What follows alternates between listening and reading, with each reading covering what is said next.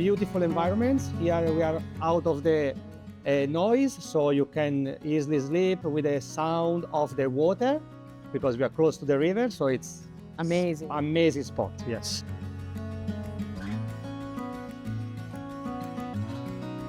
Food was just so clean, and every day we have different varieties of vegetables. I can't believe I jumped out of bed every morning at 5 and 5:15, and I was on the yoga mat at 6 o'clock every morning. I can't believe I've done that. I really enjoyed being here. It's much more quiet, more up in the mountaintop, and the view is just amazing of the mountains, and we were well looked after.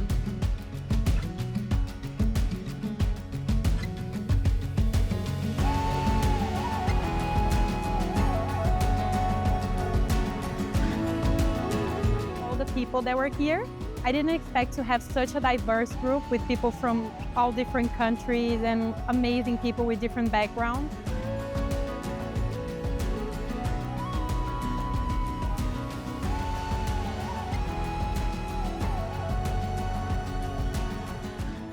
As in these 3 weeks, I've spent more time in my body, where concentration, attention and awareness has been more in my body and less in my thoughts.